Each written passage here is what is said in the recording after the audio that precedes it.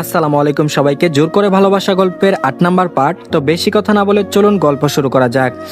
শ্রাবণ শামুক ঝিনুকের মালার দোকানে গেল, ঝিনুকের তৈরি একটা পায়েল কিনলো। সে জানে প্রিয়তা এই সামান্য জিনিসে ভীষণ খুশি হবে, খুশিতে উন্মাদ হয়ে বলবে, এটা আমার লাইফের সব থেকে দামি গিফট। জীবনের অনেক গিফট পেয়েছি কিন্তু এটার মতো এত আনন্দ আগে হয়নি।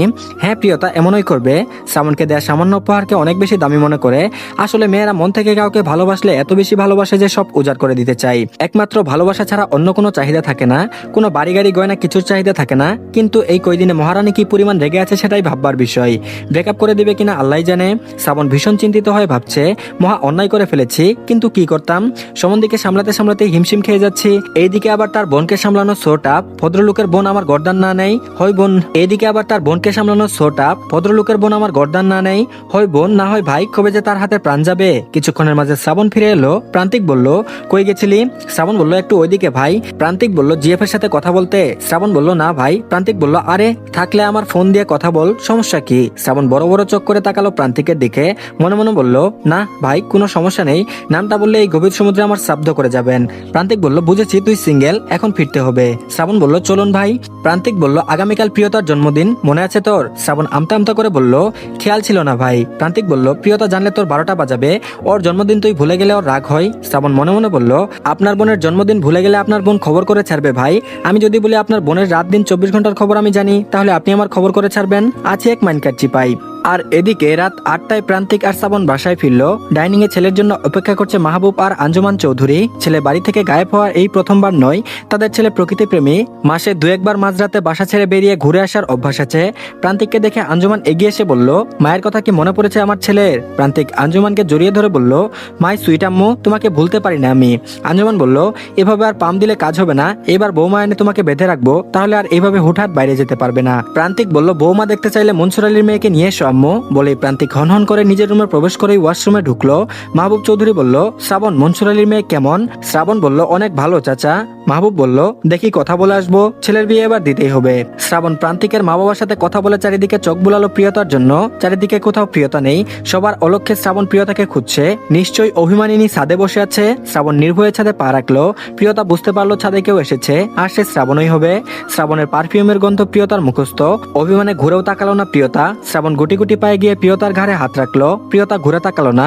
শ্রাবণ প্রিয়তাকে তার দিকে ঘুরালো। প্রিয়তার চোখ ভরা পানি, পানিতে কাজল লেপটে গিয়েছে। শ্রাবণের হৃদয় ব্যথিত হলো। প্রিয়তার মতো চোখের পানি ফেলতে পারছে না, কিন্তু হৃদয় জ্বলে যাচ্ছে।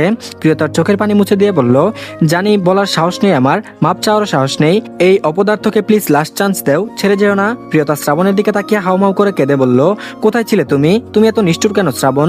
তুমি কি জানো না আমার কষ্ট হয় তোমার জন্য? তোমাকে ফোনে না পেলে ভয়ঙ্কর যন্ত্রণা হয় আমার, তোমাকে না দেখলে ঘুম হয় না আমার, তুমি এসব জেনেও আমাকে কেন কষ্ট দাও? শ্রাবণ প্রিয়তাকে বুকে টেনে নিল। একটা দীর্ঘ নিঃশ্বাস ছেড়ে বলল, সরি পাগলি।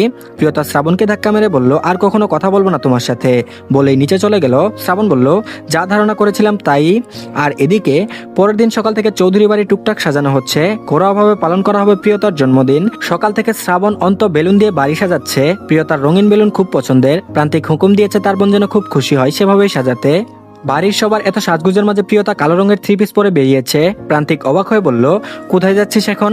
প্রিয়তা হেসে বলল, আমার বেস্টিকে আনতে যাচ্ছি ভাইয়া, কলেজের নতুন বেস্টি, যাকে তোমার জন্য চয়েস করেছিলাম। প্রান্তিক বলল, কলেজে গিয়ে লেখাপড়া না করে ঘটকালি করা হচ্ছে? প্রিয়তা বলল, বাহ রে, ভাইয়ের জন্য তো ঘটকালি করবই। প্রান্তিক বলল, যা তোর বান্ধবীকে নিয়ে আয়, আমি তো আর বিয়ে করতে পারছি না, শ্রাবণের সাথে বিয়ে দিয়ে দেব।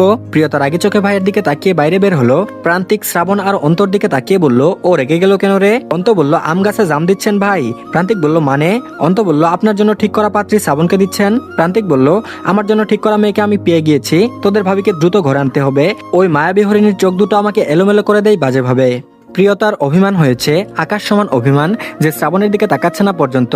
আর কখনো এই কেয়ারলেস ছেলেটার সাথে সে কথাও বলবে না। মেয়েরা ভালোবাসলে যেমন জীবন দিতে পারে, তেমনি অভিমানে মুখ ফিরিয়েও নিতে পারে। প্রিয়তা বাড়ি থেকে বের হলে শ্রাবণও বের হলো। প্রিয়তার পিছু পিছু হাঁটছে শ্রাবণ। হাঁটতে হাঁটতে প্রিয়তার কাছে চলে গেল, পাশাপাশি হাঁটছে। প্রিয়তা বিরক্ত চোখে তাকিয়ে একটু জোরে হাঁটা দিল। যতই হোক মেয়ে মানুষ কি আর ছেলেদের সাথে হেঁটে পারে? শ্রাবণ একটু বড় বড় পা ফেললে আবারও প্রিয়তার সমতায় চলে গেল।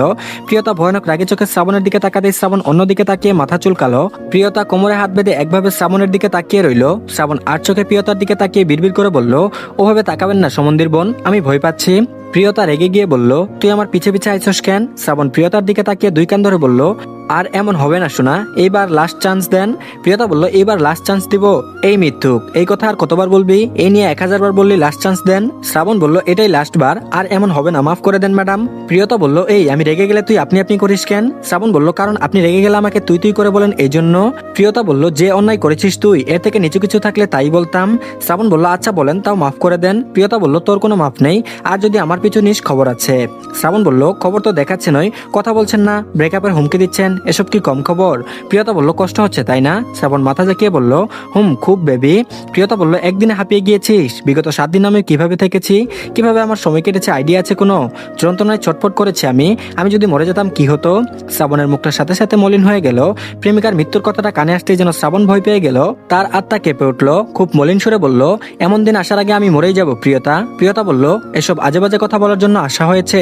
শ্রাবণ বলল আমি অসুস্থতাই বলতে এসেছি, ডাক্তার দেখিয়েছি, বলল রিপোর্ট খুব খারাপ, কি জানি বাঁচবো না মরবো। প্রিয়তা বলল রিপোর্ট খারাপ মানে? কখন অসুস্থ হলে, আর কোথায় ডাক্তার দেখালে, কি হয়েছে তোমার? প্রিয়তার অস্থিরতা দেখে শ্রাবণের যেমন কান্না পাচ্ছে।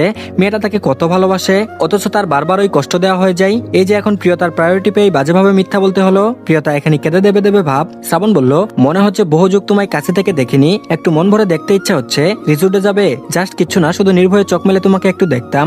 মেয়েদের মন নরম, প্রিয় মানুষের ব্যথিত হৃদয়ের আকুল আবেদন ফেলে দেওয়ার ক্ষমতা নেই তাদের। প্রিয়তা শ্রাবণের সাথে একটা রিসোর্টে গেল, সামনাসামনি দুজনে বসলো। প্রিয়তার হাতের উপর শ্রাবণের হাত। শ্রাবণ গম্ভীর দৃষ্টিতে তাকিয়ে আছে প্রিয়তার দিকে। প্রিয়তার চোখ দিয়ে টপ টপ করে পানি পড়ছে। ভেজা কণ্ঠে বলল কি হয়েছে তোমার শ্রাবণ? শ্রাবণ ম্লান হেসে বলল কিছু না জান, তুমি কথা না বললে আমি অসুস্থ হয়ে যাই। এই যে কথা বলছো সুস্থ হয়ে গিয়েছি, তুমি পাশে থাকলে আমার বেঁচে থাকার ইচ্ছা দ্বিগুণ হয়ে যায়। প্রিয়তা বলল বলো ডাক্তার কি বলেছে? আমি আর কখনো রাগ অভিমান করবো না তোমার সাথে, তুমি তো জানোই আমি তোমাকে কতটা ভালোবাসি, কথা না বলতে পারলে দম বন্ধ হয়ে যায়। শ্রাবণ বলল আমার কিছুই হয়নি, তোমার প্রায়োরিটি পেতে মিথ্যা বলেছি, এগেইন সরি জান। প্রিয়তা বলল এমন মিথ্যা আর বলবা না তুমি। শ্রাবণ উঠে দাঁড়ালো, প্রিয়তার পায়ের সামনে বসে পড়লো। প্রিয়তার পা নিজের হাঁটুর উপর রাখলো, পকেট থেকে ঝিনুকের পায়েল বের করে প্রিয়তার পায়ে পরিয়ে দিতে দিতে বলল যোগাযোগ নেই বলে যে আমি আমার প্রিয়তার কথা ভুলে গিয়েছিলাম তা কিন্তু নয়। প্রিয়তার কাছে মনে হলো কয়েক কোটি টাকা দামের কোনো উপহার তার পায়ে। খুশিতে 2 হাতে মুখ ঢেকে বলল এত খুশি হয়েছি আমি, এত সুন্দর উপহার আমি আগে কখনো পাইনি। শ্রাবণের সামান্য উপহারে প্রিয়তার খুশি দেখে শ্রাবণের মনে হচ্ছে পৃথিবীর সব দামি উপহার প্রিয়তার হাতে এনে দিতে। আর এদিকে প্রান্তিকের মন ছুটেছে রজনীকে দেখার জন্য। এভাবে আর থাকা সম্ভব হচ্ছে না। জীবনে কোনো কিছু নিয়ে খুব বেশি অপেক্ষা করাটা প্রান্তিকের ভালো লাগে না। আজ গিয়ে স্রেফ রজনীর আম্মাকে সে জানিয়ে দেবে তার মেয়েকে সে বিয়ে করতে চাই। আঞ্জুমান রান্নায় ব্যস্ত আছে। প্রান্তিকের পরনে ব্লু জিন্স, সাদা শার্ট, হাত ঘড়ি পড়তে পড়তে রুম থেকে বের হলো। আঞ্জুমান বলল কোথায় যাচ্ছ প্রান্তিক, খাবে না? প্রান্তিক তার আম্মার কাছে গিয়ে বলল একটু বাইরে যাব আম্মু। আঞ্জুমান বলল তোমার কি কিছু হয়েছে? তুমি কিন্তু আগের মতো নেই, কি হয়েছে বলবা? প্রান্তিক লাজ লজ্জা ফেলে বলল আমি বিয়ে করবো আম্মু। আঞ্জুমান ছেলের এমন কথায় খুব খুশি হলো, সাথে চিন্তিতও। তার ছেলে তো বিয়ে করতে চাইতো না, হঠাৎ চাইছে কেন? এর পেছনে কি কোনো কারণ আছে? আঞ্জুমান বলল বেশ তো বাবা, তুমি কাকে বিয়ে করতে চাও? প্রান্তিক বলল আগের দিন বললাম না।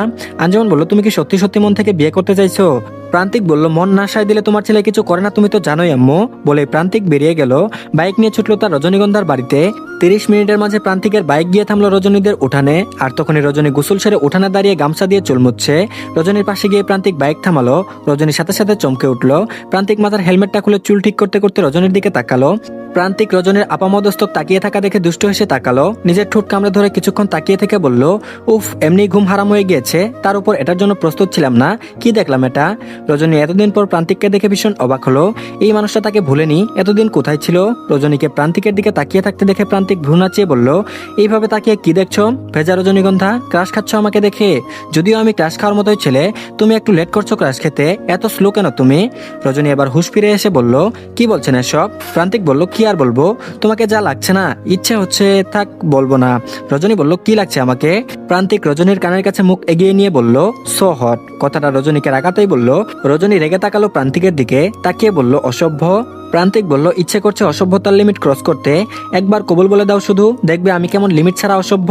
রজনী বলল সি সি সি বলে রেগে হনহন করে নিজের ঘরে গিয়ে দরজা লাগালো। ভেজা চোখের পাপড়িতে চোখ দুটো যেন আজ আরো বেশি সুন্দর লাগছে রজনীর। রজনীর আম্মা বাইকের শব্দ শুনে এগিয়ে এলো। প্রান্তিককে দেখে বেশ অবাক হয়ে মাথার কাপড় টেনে বলল আরে বাবা তুমি, এসো এসো বসো। প্রান্তিক বাইক থেকে নেমে সালাম দিয়ে বলল আন্টি আমি একটা কথা বলতে এসেছি, জোর করবো না আপনাদের, তবে ভেবে দেখবেন। রজনীর মা বলল কি কথা বাবা? প্রান্তিক বলল আমার মা বাবা এসে বলবে আপনাদের কিন্তু আপনাদের যদি আপত্তি থাকে তাই আগেই আমি কথাটা জানাতে চাই, আমার মা বাবা এসে অপমানিত হোক সেটা আমি চাই না। রজনীর মা বলল, কি হয়েছে বাবা? প্রান্তিক বলল, আপনার মেয়েকে আমি ভালোবাসি, আমি বিয়ে করতে চাই, কথা দিচ্ছি ভালো রাখবো, আমার জীবনের বিনিময়ে হলেও ভালো রাখবো। রজনীর মা এত বেশি অবাক হয়েছে যে কি বলবে বুঝতে পারছে না। প্রান্তিক বুঝতে পারলো রজনীর আম্মা অবাক হয়েছে, তাই বলল, চিন্তা করবেন না, এখনো কিছু বলতে হবে না, পরে বললেও হবে, এখন আমি আসি আন্টি। রজনীর মা বলল, দাঁড়াও বাবা, খালি মুখে যাইতেই পারবা না, 1 মিনিট দাঁড়াও, 1 গ্লাস পানি হইলেও খাইয়া যাও। রজনীর চেঞ্জ করা হয়ে গিয়েছে। রজনীর আম্মা খুশিতে পাগল হওয়ার উপক্রম। ঘরে গিয়ে চানাচুর আর মুড়ি এক প্লেটে দিয়ে রজনীর হাতে দিয়ে বলল, যা পোলাডারে দিয়াই। রজনী বলল, আমি পারবো না। রজনীর আম্মা বলল, যাও আমি আছি তো, পানি নিয়ে আসি, তুমি প্লেটটা দিয়ে এসো। রজনী রাগি মুডে আছে, অন্যদিকে মুখ করে প্রান্তিকের সামনে প্লেটটা ধরলো আর মনে মনে ভাবছে কত বড় নির্লজ্জ হলে তার মায়ের কাছে এসব বলতে পারে। প্রান্তিক বলল, আমার দিকে না তাকিয়ে দিলে খাবো না, ওই চোখ না দেখলে পেট ভরবে না। রজনী বিরক্ত চোখে তাকালো। প্রান্তিক দুষ্টু হাসি এসে ডান চোখ টিপে বলল, বাসর ঘরের প্রস্তুতি নাও, প্রয়োজনে পাড়ার ভাবিদের থেকে শিখে নিও। রজনী বলল, আপনার সাথে বিয়ে মরে গেলেও করবো না। প্রান্তিক বলল, রজনীগন্ধা, আমি কি দেখতে অসুন্দর? তুমি আমাকে অ্যাকসেপ্ট করছো না কেন? রজনী বলল, দেখতে সুন্দর হওয়াটা বেশি গুরুত্বপূর্ণ নয়, ভদ্র হওয়াটাই বেশি গুরুত্বপূর্ণ, কেননা চেহারা আল্লাহর দান আর ভদ্রতা নিজের অর্জন করতে হয়। প্রান্তিক বলল, তাহলে কি আমি অভদ্র? রজনী বলল, অবশ্যই অভদ্র, আপনি বড় ছোট মানেন না, যা ইচ্ছা তাই বলেন। প্রান্তিক বলল, খারাপ কিছু তো করিনি, শাশুড়ি আম্মাকে বলেছি তার মেয়েকে আমার লাগবে। রজনী বলল, আপনার লজ্জা করলো না এইভাবে আমার আম্মাকে বলতে? প্রান্তিক বলল, তাহলে কি আমি ভীতু প্রেমিকের মতো মুখ বুজে থাকবো? শুনো, রিলেশন করলে এমন ছেলের সাথেই করবা যে শুধু ফ্যামিলিকে কেন সারা দুনিয়ার সামনেও বলতে পারে যে তোমাকেই লাগবে তার। আর হ্যাঁ, এটাই শুদ্ধতম ভালোবাসার উদাহরণ।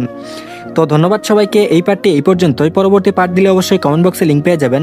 তো সবাই অবশ্যই চ্যানেলটিকে সাবস্ক্রাইব করে দিন। আল্লাহ হাফেজ।